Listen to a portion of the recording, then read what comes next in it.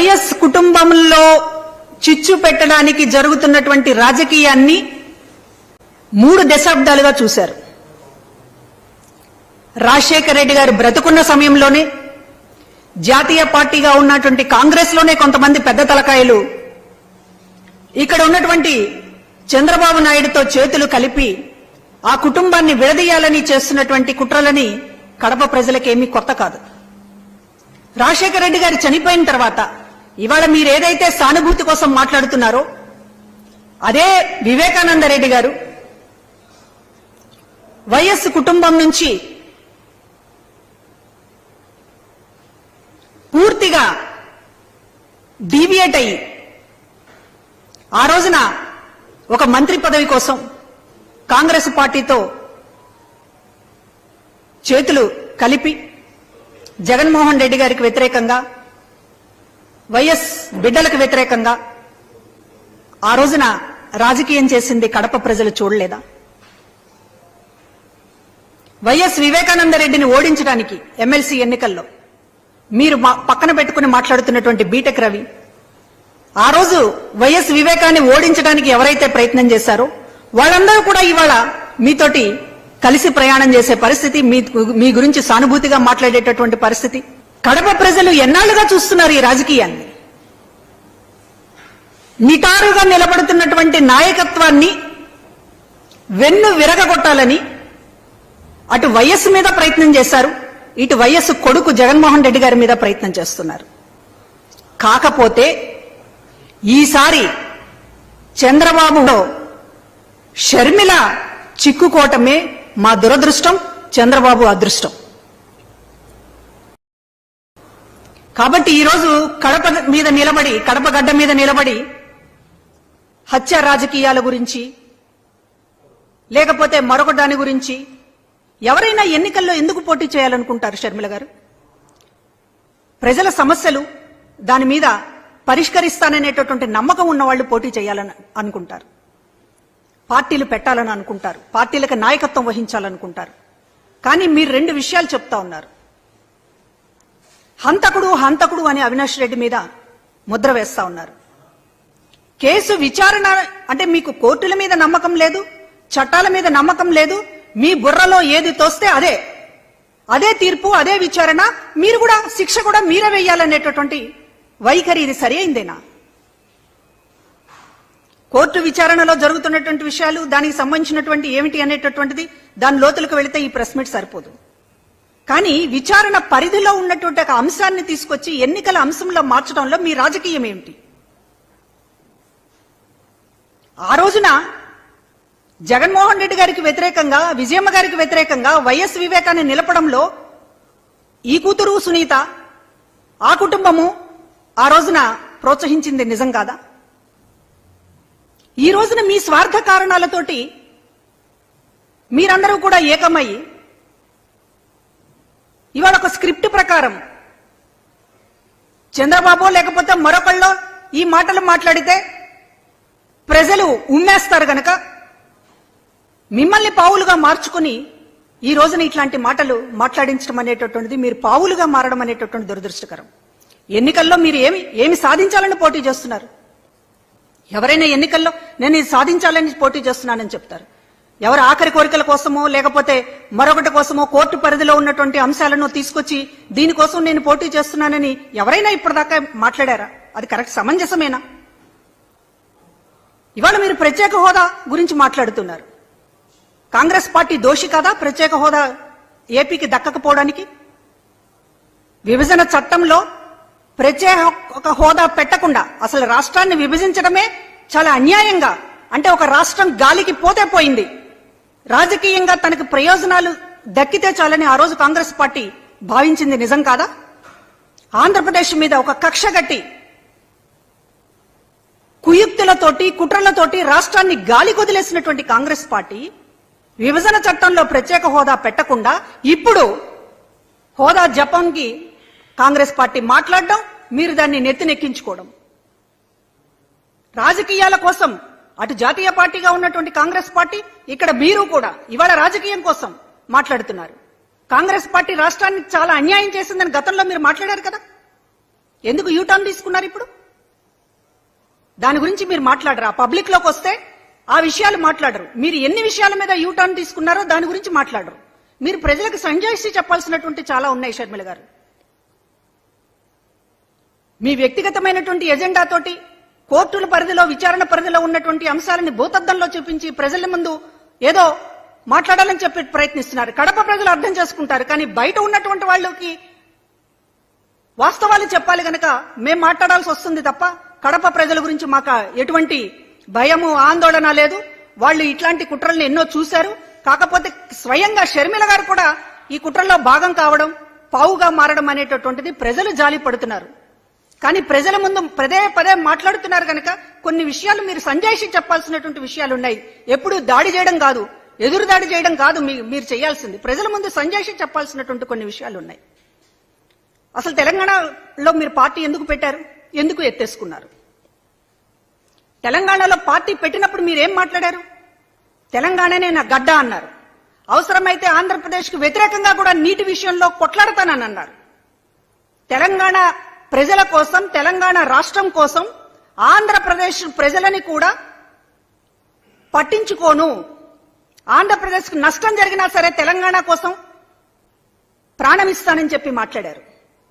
అక్కడ పార్టీ పెట్టారు, అక్కడ కార్యకర్తల్ని, నాయకుల్ని నిండా ముంచారు. ఉన్న పళంగా కాంగ్రెస్ పార్టీలో విలీనం చేశారు.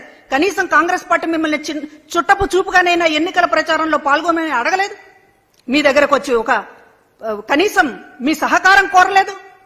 పోనీ ఎన్నికల్లో గెలిచిన తర్వాత మీరు చెప్పుకుంటున్నారు నా వల్ల గెలిచిందని, కనీసం ఒక థ్యాంక్స్ అనేటటువంటి ప్రకటన కూడా కాంగ్రెస్ పార్టీలో లేదు. ఇంత అవమానకరంగా, చిన్న చూపుగా వ్యవహరించినా కూడా మీరు కాంగ్రెస్ పార్టీని విలీనం చేశారు. సడన్ గా ఆంధ్రప్రదేశ్లోకి ల్యాండ్ అయ్యారు. ఇక్కడ పార్టీ పెట్టారు, ఇక్కడ కాంగ్రెస్ పార్టీకి అధ్యక్షురాలయ్యారు. ఇవాళ తెలుగు ఆంధ్ర గడ్డ గురించి ఈ రోజు మాట్లాడుతున్నారు, కడప బిడ్డ అంటూ మాట్లాడుతున్నారు. ఆ రోజు ఎందుకు మీరు ఆంధ్రప్రదేశ్ ప్రజలకు వ్యతిరేకంగా నిలబడాలని ఆ రోజు ఎందుకు అనుకున్నారు? ఈ రోజు లేదు అదంతా తూచి రాజకీయాల్లో ఇంతగా చంద్రబాబుని ఇప్పటిదాకా చూసాం మేము ఊసరవెల్లిగా. ఏ విషయానైనా ఆయన యూటర్న్ తీసుకుంటారు, మోడీ గారిని తిడతాడు, మళ్ళీ మోడీ గారిని చంకనెక్కించుకుంటాడు. ఇవన్నీ కూడా చంద్రబాబుని ఇప్పటిదాకా మాకు తెలిసినటువంటి రాజకీయం, ఊసరవెల్లి రాజకీయం. కానీ ఇవాళ మీరు చేస్తున్నది ఏంటి? ఇన్ని యూటర్న్లు మీకు అప్పుడే ఏం అవసరం అవుతున్నాయి? ఎందుకు అవసరం అవుతున్నాయి? ప్రజల ముందు దీనికి వివరణ ఇవ్వాలి కదా. ఒక సభలో అన్న దీనికి వివరణ మాట్లాడకుండా హత్య రాజకీయాలు, లేకపోతే వ్యక్తిగతమైనటువంటి మీ బాధలు ఇవి చెప్పుకుంటున్నారు. సరే, మీరు చేసినటువంటి రాజకీయానికి సంజాయిషి, కనీసం వివరణ ప్రజల ముందు ఇవ్వాల్సినటువంటి బాధ్యత మీకు ఎప్పుడూ అనిపించడం లేదా? 4 మాటలు ఎదురుదాడిగా మాట్లాడేయడం, జగన్ గారి మీద ఉన్నటువంటి కోపము, లేకపోతే రాజకీయంగా ఏమీ దక్కలేదనేటటువంటి బాధ వ్యక్తం చేస్తున్నారు పదే పదే. కానీ మీరు యూటర్న్లు తీసుకోవడం వెనుక ఏంటి రీజన్? కాంగ్రెస్ పార్టీని ఆ రోజు మీరు తిట్టారు. కాంగ్రెస్ పార్టీ రాష్ట్రానికి అన్యాయం చేసిందన్నారు. ఇప్పుడు న్యాయం చేసింది అనేటటువంటిది మీరు ఎందుకు భావించాల్సి వస్తుంది? ప్రత్యేక హోదా ఇవ్వకపోవడానికి కారణం మెయిన్ విలన్ కాంగ్రెస్ పార్టీని అని ఆ రోజు మీరు మాట్లాడారు.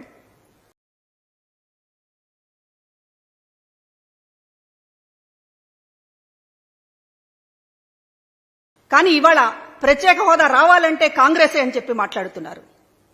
ఈ యూటర్న్ల వెనుక మీ ఉద్దేశం ఏంటి? అసలు మీరు ఏం రాజకీయం చేయదలుచుకున్నారు అనేటటువంటిది ప్రజల ముందు ఒక్కసారైనా సరే వివరణ, సంజాయిషి చెప్పండి దయచేసి. అంతే తప్ప ప్రతిసారి రాజకీయమే చేస్తాం. ఇప్పుడు అవినాష్ రెడ్డిని హంతకుడు అంటున్నారు. అవినాష్ రెడ్డి మీద దానికి కేసు విచారణలో ఉంది. నిజానిజాలు ఏమిటి అనేటటువంటిది ఇంకా తేలలేదు. మీరు కొన్ని అభిప్రాయాలను పట్టుకుని ఎవరైతే హంతకులు ఉన్నారో, ఎవరైతే వివేకానంద రెడ్డికి సంబంధించినటువంటి ఆయన ఓడించాలని, ఆయన రాజకీయాల్లో లేకుండా చేయాలని ప్రయత్నించారో వాళ్ళందరితో చేతులు కలుపుతా ఉన్నారు. మరో పక్కన అవినాష్ రెడ్డిని హంతకుడు అనేటటువంటి ముద్ర వేస్తున్నారు. ఎన్నికల సమయంలో ఒక మనిషిని, ఒక అభ్యర్థిని పట్టుకుని ప్రూఫ్స్ లేకుండా నిరాధారంగా హంతకుడు అనేటటువంటి ముద్రతోటి రాజకీయం చేయడం అంటే ఇది ఎంత పతనమైనటువంటి రాజకీయమో మీకు అర్థం కావడం లేదా? 2 రోజులు అయితే జగన్మోహన్ రెడ్డిని కూడా అంటారు మీరు. మాకేమీ అనుమానం లేదు. మీరు ఏ స్థాయిలో ఉన్నారనేటటువంటిది మాకు కూడా అర్థమవుతోంది. రేపు జగన్మోహన్ రెడ్డి గారిని కూడా అంటారు. ఎందుకంటే ఓడించమని మీరు పిలుపునిస్తున్నారు. షర్మిల గారు, సునీత గారు జగన్మోహన్ రెడ్డి గారిని ఓడించండి అని పిలుపునిస్తున్నారు. అటు చంద్రబాబు ఎజెండా అయినా, అటు కాంగ్రెస్ పార్టీ ఎజెండా అయినా, బీజేపీ ఎజెండా అయినా, జనసేన ఎజెండా అయినా జగన్మోహన్ రెడ్డి గారు అధికారంలో ఉండకూడదు.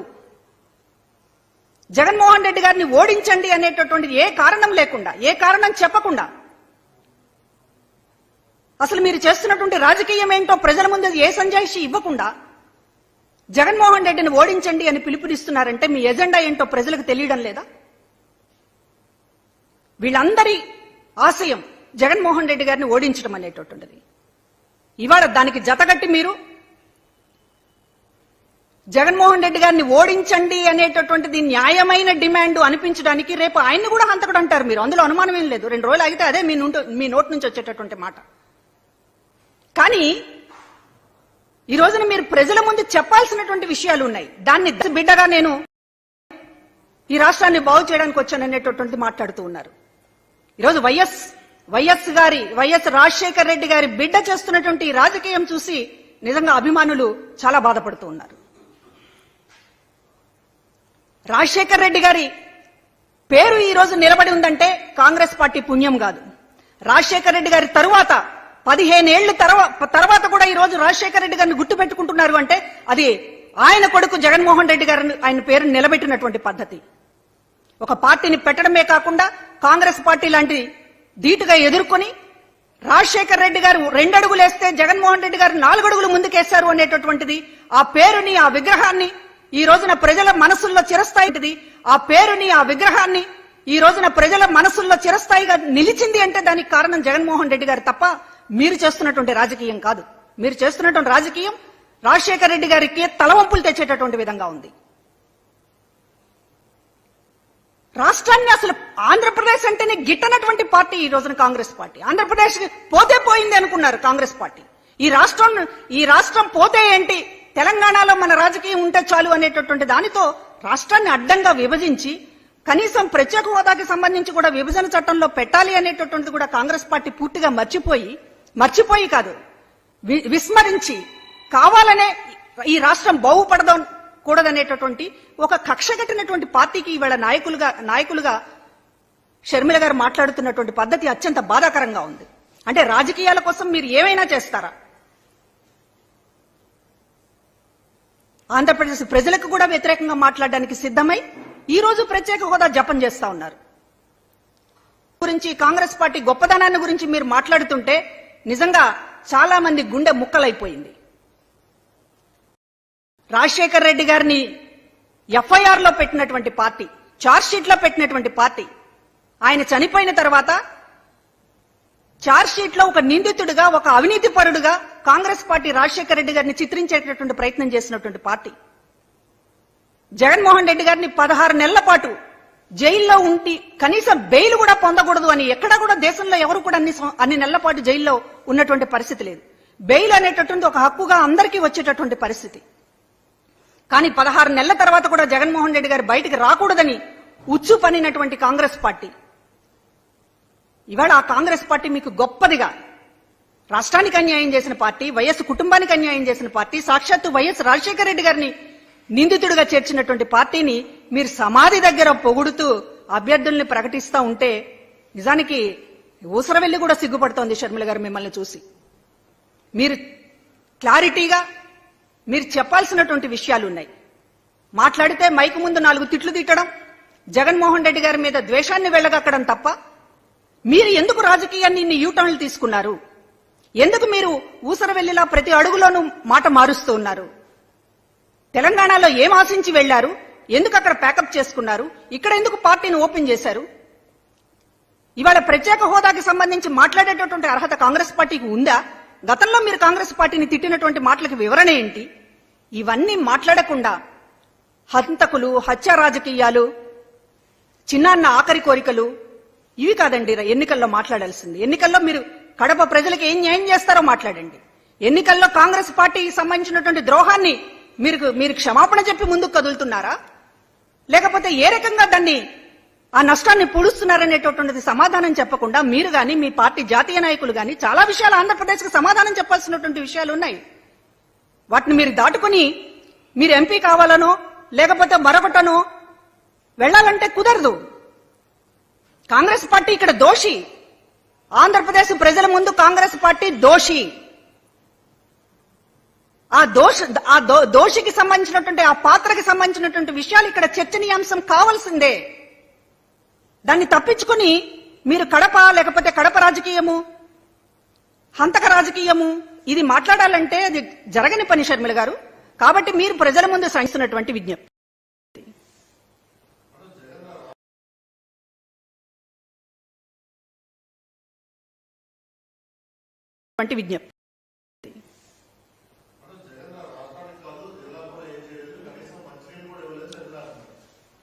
కడప ప్రజలకి ఎవరు ఏం చేశారో తెలుసు.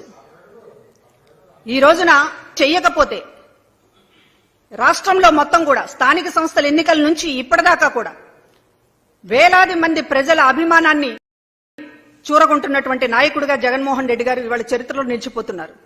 చూస్తున్నారు, మీరు కూడా చూస్తున్నారు. ఇవాళ బస్ యాత్రల ఎండలో 3-4 గంటల పాటు ఆయన రాక కోసం ప్రజలు ఎదురు చూస్తున్నారంటే గుండెల్లో ఎంత అభిమానం లేకపోతే అది సాధ్యమవుతుంది? ఇవాళ మీరు కుటుంబ సభ్యులుగా మీకున్నటువంటి వ్యక్తిగతమైనటువంటి ఎజెండాలతో ఆయన మీద 4 తిట్లు తిట్టేసి ఆయన చాప్టర్ని ఏదో క్లోజ్ చేద్దామని మీరు అనుకోవచ్చు. కానీ ఇక్కడ కాపాడుకోవడానికి ప్రజలు సిద్ధంగా ఉన్నారు. ఖచ్చితంగా చేస్తాం. ఎన్నికల నిబంధనలకు ఇది పూర్తిగా విరుద్ధమైనటువంటి ప్రచారము. ఒక అభ్యర్థిని పట్టుకుని ఆధారాలు లేకుండా హంతకుడు అని మాట్లాడుతున్నారు అంటే ఇది ఎన్నికలకి ప్రజాస్వామ్యానికి పూర్తిగా భిన్నమైనటువంటి విరుద్ధమైనటువంటి విషయం.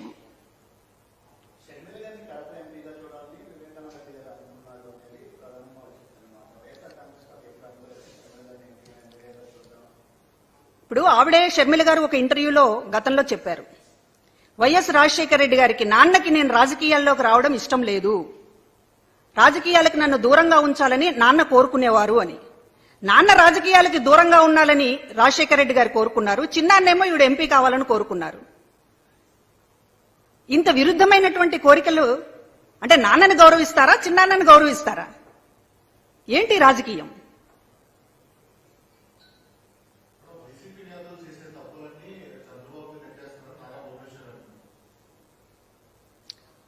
వైసీపీ చేసిన తప్పులు ఏమిటి? ఇంటింటికి పాలన అందించడం వైసీపీ చేసినటువంటి తప్ప. చంద్రబాబు నాయుడు గారు 14 ఏళ్లు అధికారంలో ముఖ్యమంత్రిగా ఉన్నారు, అపోజిషన్ లీడర్ గా ఉన్నారు. ఇన్ని ప్రభుత్వాలు ఉన్నాయి, ఇదే యంత్రాంగం, ఇదే ప్రభుత్వ యంత్రాంగం అప్పుడు ఉంది, ఇప్పుడు ఉంది. ఎందుకు ఇంటింటికి మీరు పెన్షన్లు గాని సంక్షేమ పథకాలు గాని ఇంటి వద్దకు ఎందుకు తీసుకురాలేకపోయారు? ఇవాళ చేసినటువంటి మంచి చూసిన తరువాత అయినా సరే మీరు ఏదైనా సరే మనం కూడా ఇలా చేసి ఉండాల్సిందని గుర్తిస్తే బాగుండేది. అలా కాకుండా ఇవాళ ముసలి వాళ్ళందరినీ ఎండలో నిలబెట్టేటటువంటి పరిస్థితి, వాళ్ళ ప్రాణాలు పోతున్నటువంటి పరిస్థితి, దీనికి చంద్రబాబు నాయుడు గారి కారణమైతే అది మా తప్పేలా అవుతుంది? మీరు చిటికలో చిటికేస్తే ఇంటి దగ్గరికి అన్ని అందించవచ్చు అని ఎంత తేలిగ్గా చెప్తున్నారే మీరు. మరి మీరు ఎందుకు చేయలేకపోయారు? చిటికేస్తే సాధ్యమయ్యేటటువంటి వ్యవస్థ వాలంటీర్లు లేకుండా అది సాధ్యమై ఉంటే మీరెందుకు చేయలేకపోయారు? ఇవాళ వాలంటరీ వ్యవస్థ అయినా సచివాలయ వ్యవస్థ అయినా జగన్మోహన్ రెడ్డి గారు తీసుకొచ్చింది కదా.